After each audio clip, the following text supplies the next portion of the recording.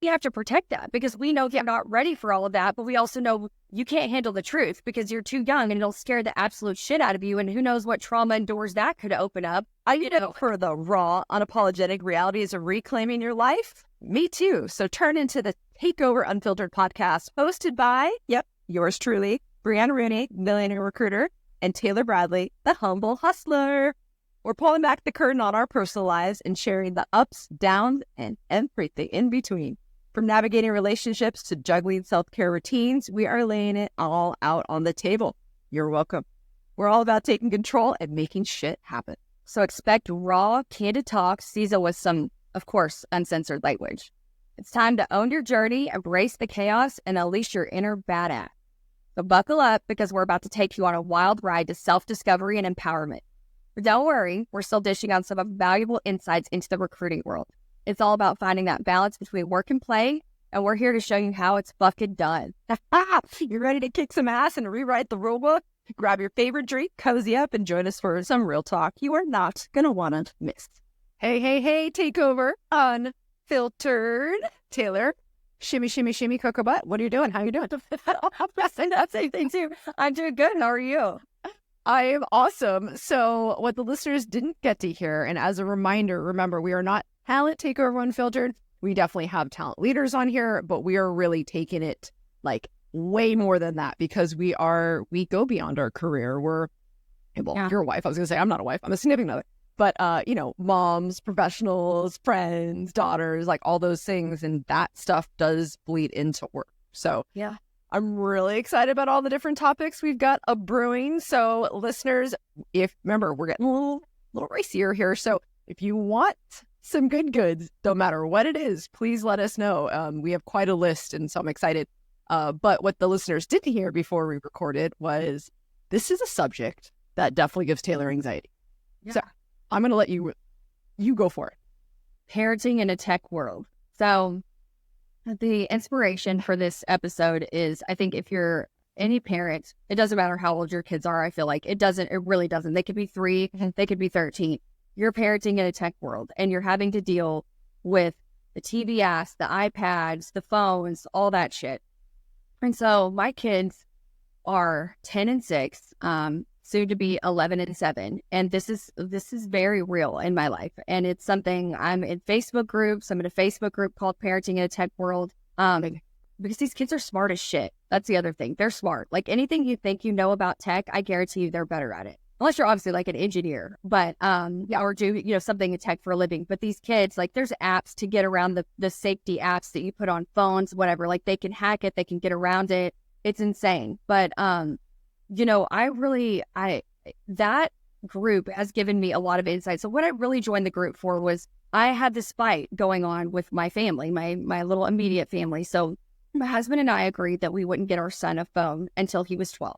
Now, all his friends have phones. Like, everybody's got a phone. And so I knew there was going to be some pressure there. But my husband got a new phone, and he gave our son his old one. Now, it's still attached to his number. Yeah. That's all. Oh, wait. Well, without your permission, like you just gave it to him and you found out? Yeah. Okay. And so, I know, all fucking hell broke loose.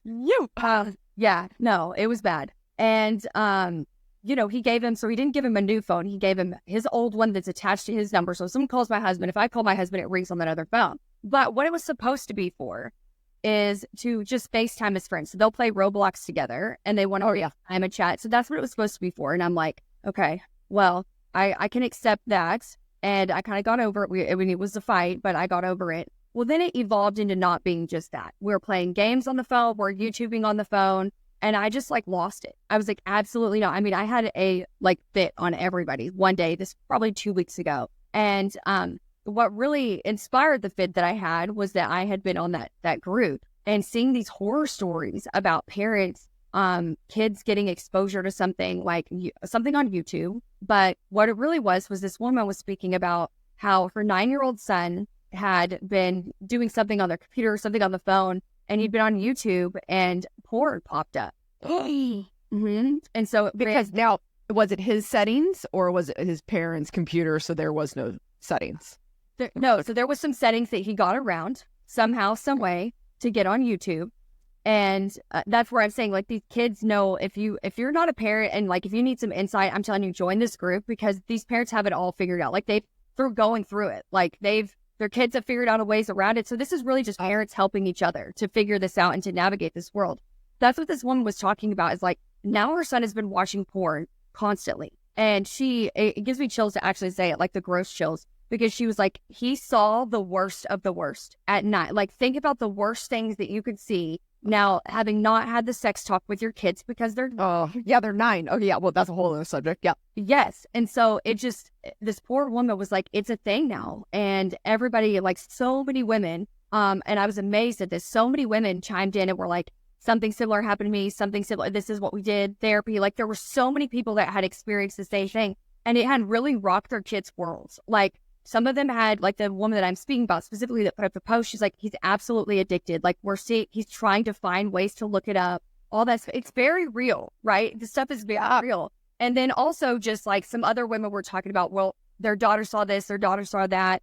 And now they're just like scarred for life because when you know nothing about sex and you see like the worst of the worst of, kinky of the kinky, whatever. Yeah. Yes.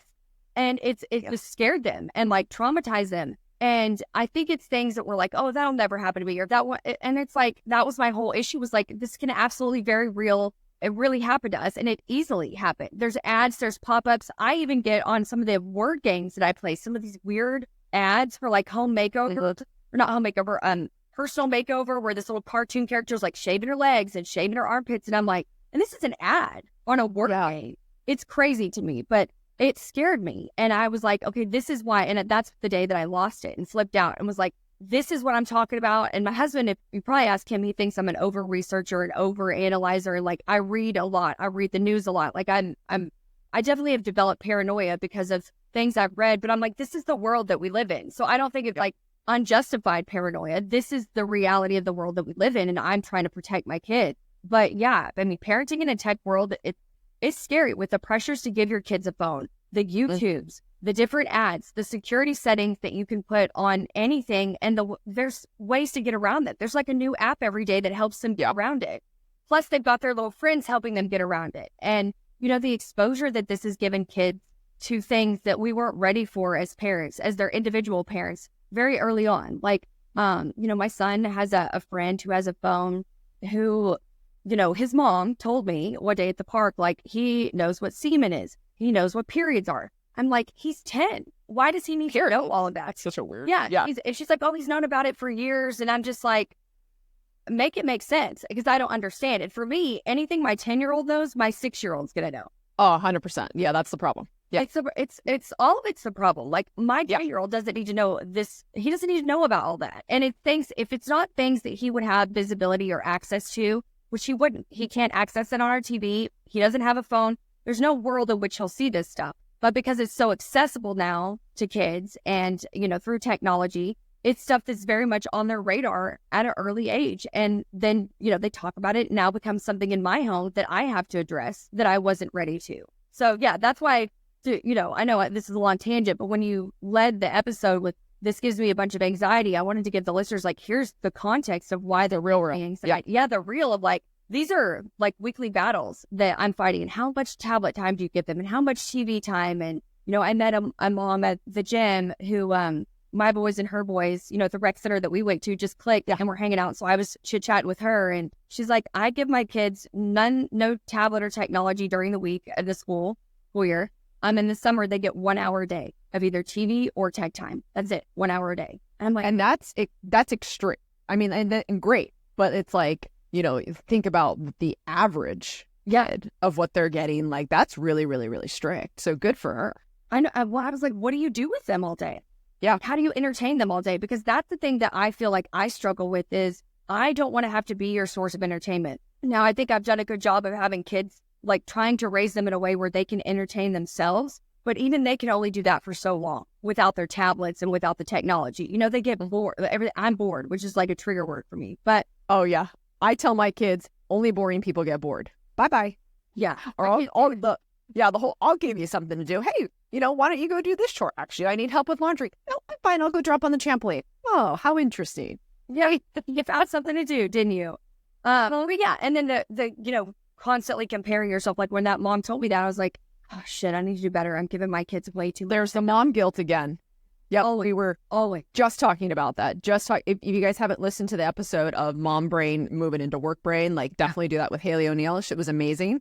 But we were just talking about like the guilt, and I think per our listeners, thanks for reaching out. It's like we're going to do an episode just on that. How do you stop that shit? It is real. So with the tech stuff, and it's always like Diego's 10, so we have similar age kids, and I got Leo 7, and so he was like the last kid that got allowed to play video games. I don't have a console in our house. Now he does Roblox on his computer and stuff like that. And so, and this was just as of last November. So he hasn't really had it for all of like too terribly long in comparison, but he got obsessed with it rather quickly. So I was like, shit, I don't want. Now here's the thing though, is he's always really good to make sure that he does like his chores and stuff. So whether it's his homework, his chores or whatever, he does it really, really fast so he can go play Roblox. And so it's kind of like, well, he's doing what he needs to do. So here's his reward, which is that. But at the same time, it's not good for him. So I put another stipulation on it that I have 4 separate workouts for him that take 20 minutes. And I said, do these workouts and then you can also play. Like, so I'm just kind of adding things to his plate. And he didn't complain. He does it because he knows that he gets to do this. But it's kind of like, God, you want to teach them responsibility. You want them to get rewards. You want them to, do what they want to do so they don't rebel, because that's its own separate, conversation. But it is really hard. I try to stay pretty firm on the no iPads unless we're traveling. So that when we're on a plane or in like a long car ride. So a long car ride to me is like over 2 hours, 3 hours, something like that. So we ride to Tahoe at 7. And so they get super excited because they know that they kind of have unlimited time. Well, we have to drive an hour, then they get it. And then the last hour, they have to turn it around. Okay. So, but like, they know, but it's kind of like the interesting point to the woman you were talking about who's so strict with it. It's almost like, are their kids upset? I think about like the sugar thing, right? Like I am an ice cream whore. I love ice cream, which means I don't keep it in my house because I will eat it all. Yeah. And I'll go crazy. Anyways, but it's like, if I don't have it, I don't crave it. So the more you have it, the more you crave it. So is technology the same thing? Yeah.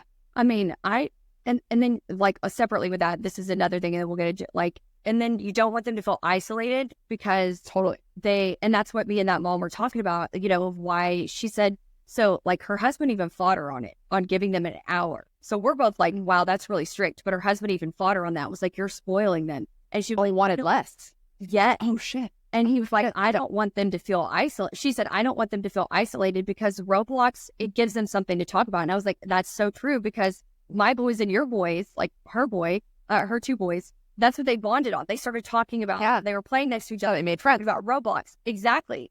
And so, that was the other thing that I like was very real based on the story I just told you about myself. And then her, is also like the battling with your spouse on what they think is normal. Because Aaron, my husband, like he grew up playing video games. He grew up with his friends going to each other's house before high school, before school, in high school, like before 7 a.m. to go play Call of Duty and shit. Oh my! And they're like functioning, normal members of society. And so I'm hypersensitive to the tech for all the reasons I outlined before, like all of these other things I outlined. And I think he just thinks about it like, well, like your only fear would be them ending up, playing video games in their mom's basement for the rest of their life. And, me and my friends will prove that that's not going to happen just because they play video games. Whereas I'm like, it's not even about the screen time. Yes, it's about the screen time is one of the things. It's about all the different things that they could get exposed to in that time that they're just not ready for, and what that could do to them mentally, and what doors that could open up that we're not ready for and they're not ready for. And so that was when I had my come to Jesus with all of them. Like I sat all of them down. I was like, I am trying to protect you. I need every single one of you to fucking understand this. I didn't say fucking, but that was what my head, like, you're like, I said it though. No, I was like, all of you, all 3 of you. And I have 2 sons and a husband, but I was like, point. Yeah, I'm just trying to protect you, and that's where I think it really sunk in for my husband of like, I'm not doing this to be controlling. I'm not doing this to be some strict mom. I'm trying to protect them. I'm trying to protect their innocence. I'm trying to keep them young. They're not ready for all of that stuff. Like they're not mature enough to handle it. They wouldn't know what it is. They don't know what to do with it. And I also am like, seeing all these requests and stuff that they get on Roblox. I turned off all that functionality, but like the random people that are requesting. Yeah, that's what I don't like. That's what scares That's what scares the shit out of me. Yeah. So, because they're talking in the game, and I also like that too because it's teaching them how to also be social while playing. So, like that aspect I like. But all of a sudden, Diego goes, "Hey, I just met I don't know Taylor. I don't know why I'm using your name, but I just met Taylor, and he is the cousin of someone I go to school with." And I was like, "Whoa." How did you find that out? Did you ask where you live? And now all of a sudden I'm like thinking of all the people that are posing, to get to kids and stuff. And now, oh my God, that just scares the shit out of me. And like the AI, how you can use voices, so you're right. It's like they don't know everything that happens also because we don't want to scare the shit out of them. To your point earlier, it's a scary fucking world. We're not really, you want them to be prepared, but you don't want them to live in a bubble. And you also don't want them to be terrified their whole lives. Like going to your paranoia thing. It's like, you don't want them to have that. So it's like, I know I was to say, so we have to protect that because we know they're not ready for all of that, but we also know you can't handle the truth because you're too young and it'll scare the absolute shit out of you. And who knows what trauma and doors that could open up, and I feel like I have things like that from my past where I know something happened to my mother and she was hypersensitive about, us being alone with men and strange men and like stuff like that, and she was very honest with us, about it. And because I lost my mom when I was 15 and she was sick for 8 years. So I knew this even before then. That's how young, like she was very honest with us and she was very much like, so I think it is definitely, and I'm not saying it's a bad thing, but I definitely have been hypersensitive to all things with regards to sex and males like my entire life. But I just don't want to open that door up for my kids and they're not ready for it. And they're not ready for me to have to explain it. And like, I would die if they saw porn and I had to explain to them what these specific things were that people and why people do it. Cause that's this person's not being hurt. Like it looks like they're being hurt. And in some of the cases for that woman, they were because there's different it's different things. Yeah. Yes. It just opened up a door that I'm like, I am trying to protect y'all and you need to just all of you trust me. Yeah. Just trust me on this. I'm not trying to control you. You will have freedoms and flexibility, but this is it. And it was crazy because I never get that way about things. And they all were like, okay, like nobody pushed back. It was like okay, she's really serious because I'd been telling them we had these rules and that was the day that I was like, enough, I lost it. And I was like, this is affecting our family dynamic. It's not acceptable to me. I do not I felt very strongly about it. And I never feel so strongly about things like that unless I do. And so they all took me very seriously and it hasn't been an issue since. But I mean, I think that you have to protect your kids and try to keep them young. Like I would rather keep my kids innocent and have them be, bad as it is to say, but it's the truth. It's the world we live in, made fun of for not knowing things or, being on social media. Because Kate has friends that are on social media already. And I'm like, you're 10. That's wild. There's no That's fucking wild. reason There's no that reason. you need. No reason. You don't need to be able to Zero. tag your kids and shit like on Facebook or Do people like do that? Oh my God. Yeah, they do. Oh my God. Oh, that's its own separate thing. Well, let me talk about for everyone that is divorced and co-parenting. Yes. That's what I was gonna ask you. So I'm very happily divorced, very happily co-parenting, and he's great. And he's actually, it's funny because I feel like my ex-husband is more sensitive to a lot of things. So a great example, I'm going to tangent because I'm so proud of my little Lima. She was just in a jiu-jitsu tournament, her very first one. And she's definitely my little diva gal, but so it was her first one, and we were really talking to her, and I didn't know if she had a competitive bone in her body, even though she's the one that wanted to do this, So, of course, we bribe her with a Disneyland treat, but she won her tournament. So it was four girls. She won, and I have this picture of her. I'll post it, and she was like, putting her hand out. Like, I was like, I've never seen anything like that. Well, I have here my ex-husband being like, oh, I just want her to go play in the park. And I'm like, it took all of my being not to smack him, to be very honest with you, not to just be like, are you fucfucking kidding me? Like our little girl is learning how to, defend herself. Like, screw this. Yeah. So that's kind of the sensitivity that I wanted to bring up. Yeah. But over at his house, they're on YouTube a lot, it seems like. And they are not on YouTube at my house. And if so, it's insanely minimal. Like, and it's definitely not Lima. It would be Diego a little bit. Like when I catch him, I'm like, hey, no, you said you wanted to go on Roblox. Yeah. So it does worry me because some of the shit that comes out of their mouth, I go, how do you know that? Where'd you learn that? He's like, YouTube. It's always YouTube. I'm like, God, fucking YouTube, and so it is definitely scary. And so just recently, I was asked, so here for the listeners, as I think as they followed our journey, I'm super transparent. I'm very honest. Like both of us are. Like, don't ask me a question you don't want to know the answer to. Whole separate subject. But Diego goes, what's being a virgin? Like, what's a virgin? You know, from Hocus Pocus, you're a virgin. And I was like, I'll talk to you about that soon. And he was like, when? I'm like, I don't know. I'm going to reserve the rights until 13, but we'll see. Because again, I have no idea when you're supposed to talk to him about sex. Probably middle school, I'd imagine. But oh my God, I'm not looking forward to that. So then the other day he goes, what's 69? Why does all adults laugh when I say the word 69? And I'm like, oh, fuck. Like, and I'm like, dude. He's like, will you tell me when I'm 13? Because he's always like, will you tell me? Like, that's like the age, you know? I go, I don't know, dude. It might be 16. Like, I don't know I don't know. Like, that's a conversation I might not ever want to have with you, right? Like, but at the same time, like, it's almost like contradicting because it's like, oh, learn it from your friends. You'll learn it from your friends, you know, for sure. Someone knows, someone's parents don't care, you know, but it's like, I don't know if I want him to learn it from me. But at the same time, I like to control the narrative. Yeah. You know, so, and it's, anyways, and there's our buddy Google, you know, I just thought about it and I was like, all they have to do is Google that. Yep. And I'm sure he knows because him and his little friends, you know, like snicker about it. And I'm sure he's just kind of playing me, you know, it's like, hey, why don't you tell me? Or maybe he doesn't fully understand. Like I was, you know me in acronyms. I was in high school and I never knew what a BJ was. Yeah. I knew what a blowjob was, but I didn't know that it was also a BJ.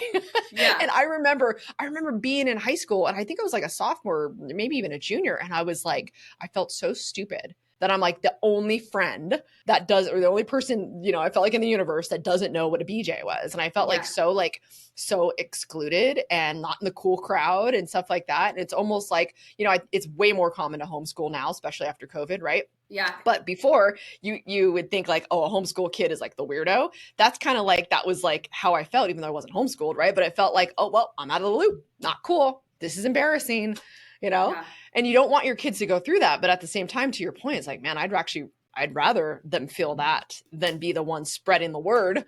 Well, it's kind of inevitable that like, based on whatever parameters you or I or whoever puts in place for their kids, they're going to feel left out. Like going back to the social media, like some of my, you know, my oldest son who's 10, still not old enough in my opinion to have it. Like their friends have social media. He's not going to have social media for a very long time. So he's going to be, you know, that's one that he may feel like the kid that's left out because he's not going to have it for a while. There's no reason for it. And I also just feel like, you know, you and I have talked about it before, what social media has done to, you know, our self-esteem, my self-esteem. Like I don't want that for a young person. I can't even imagine growing up in a social media age for kids. Like I'm so glad we didn't have it. I would give anything to go back to a world where we didn't have it. But it is what it is. But I feel like as parents, like we just have to protect them. And, you know, like everybody always thinks that, oh, my kid won't do that or my kid doesn't know this. They know what it is. Like they will hear things. There's things that I didn't even know Cade knew till they like popped up in a song. And it's like, he knew what it was. And I'm like, how do you know what that is? And it's like little friends from school who have access to go and,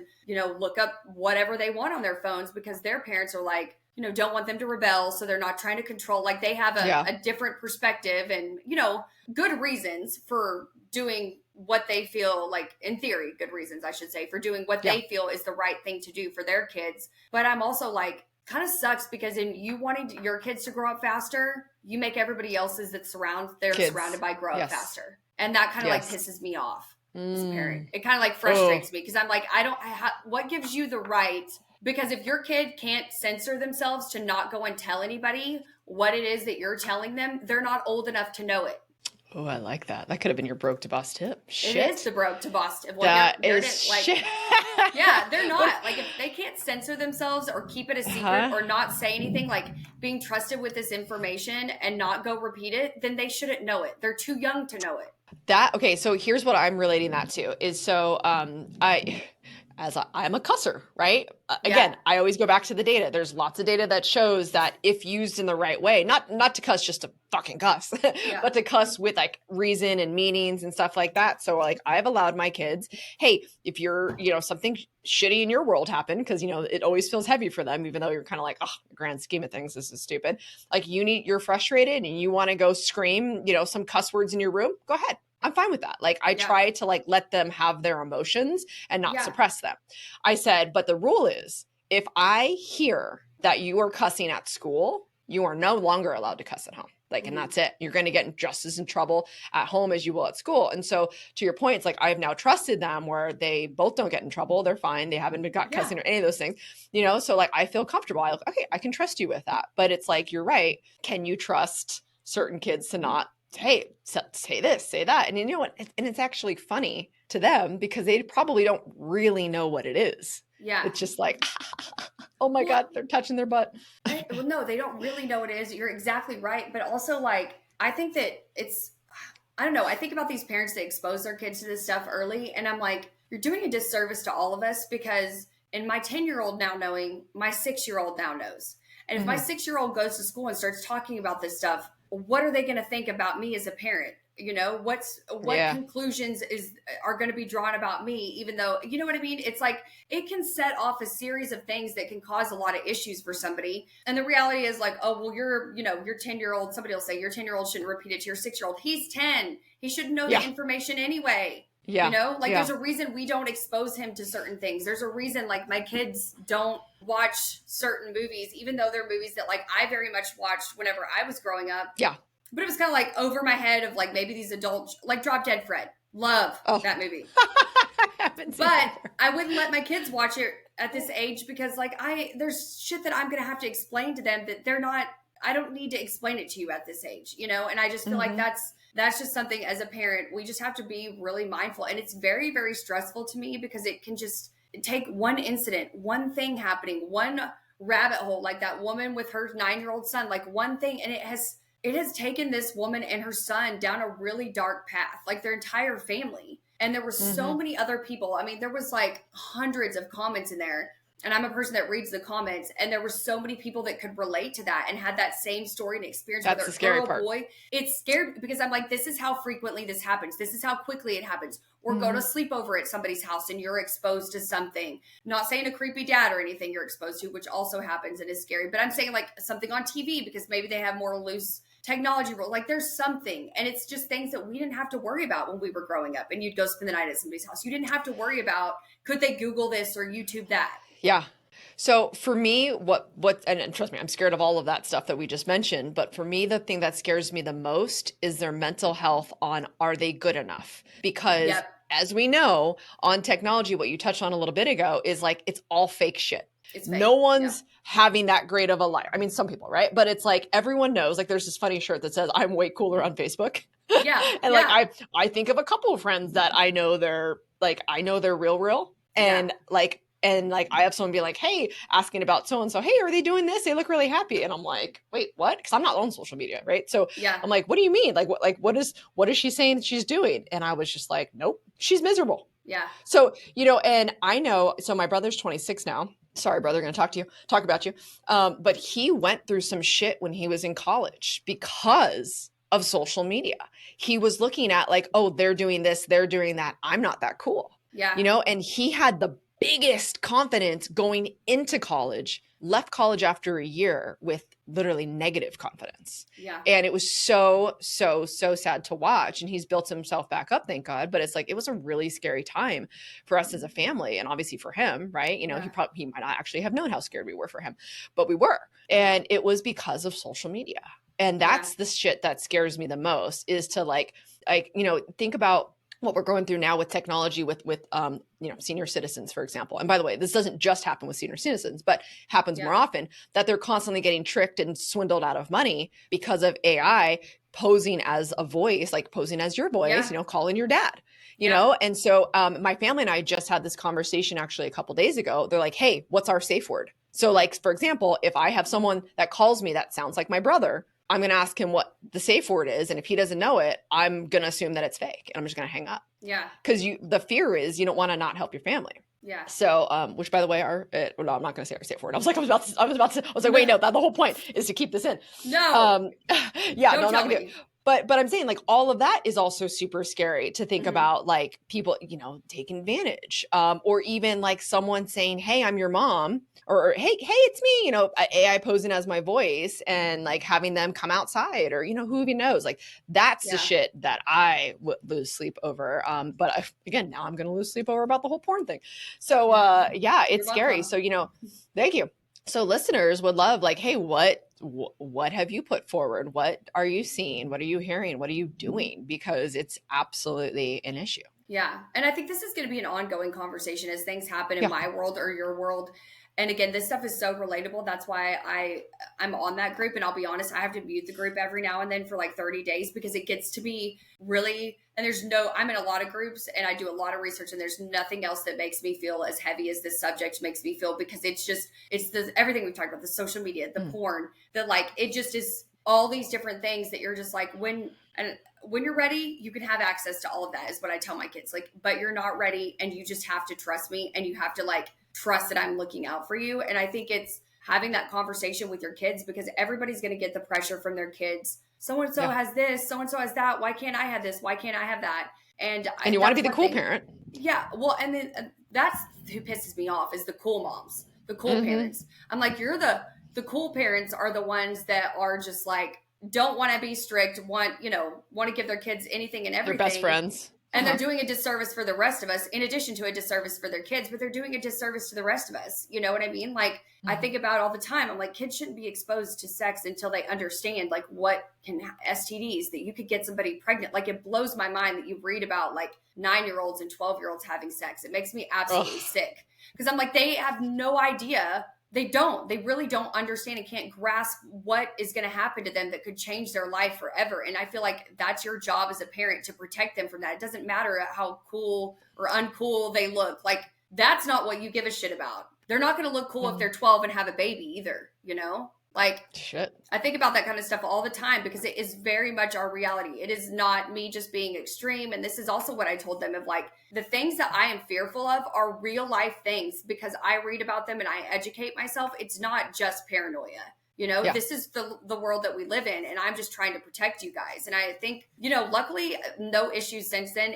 No even questioning me, no questioning anything. It's been great since I had that conversation with them. But, I was definitely getting influence in my own household to operate in a way that I wasn't comfortable with, against boundaries that I had established. And I was getting the pressure, and I was like, okay, I don't want to be the one shooting it down. Like, who wants to be the not fun parent, whether you're married, living together, or, you're co-parenting? Nobody, and like you said, there's different rules at your ex's house than yours. Like, nobody wants to be the strict one. But the reality of what I had to do that day was like, I come to Jesus with them and myself. And it was like, somebody has to play the role of this. Like, if it's to protect them, I'll be always a bad cop. I'll be the bad guy forever. If I have to do that to protect them, then fuck it. I won't be the fun parent. That's what it'll be. And so I just kind of leaned in and owned that. Like, that's what my role is going to be. But having a conversation with all of them in the way in which I did, I wasn't yelling, I wasn't screaming. And that almost, I think, made it worse for them, of like, I was so serious, and I was so like, it's almost like scared. I'm like, oh shit, we don't see mom like this. It scared all of them. Yeah. Like, I don't ever get like that. And usually when I'm mad about something, it's like, go do this, go do that. Like, my voice has to get over a certain decibel for them to listen to me. But I was like scary calm. It was like the opposite of like, it's scary, calm, and intense. Well, to our listeners, that hopefully is relating and like has also advice. We are going to do an episode about boundaries as well, and co-parenting. Yeah. Because those are all just two separate subjects. So if you have any questions or scenarios and stuff that you want us to cover, please let us know, hit us up. This is going to be on YouTube.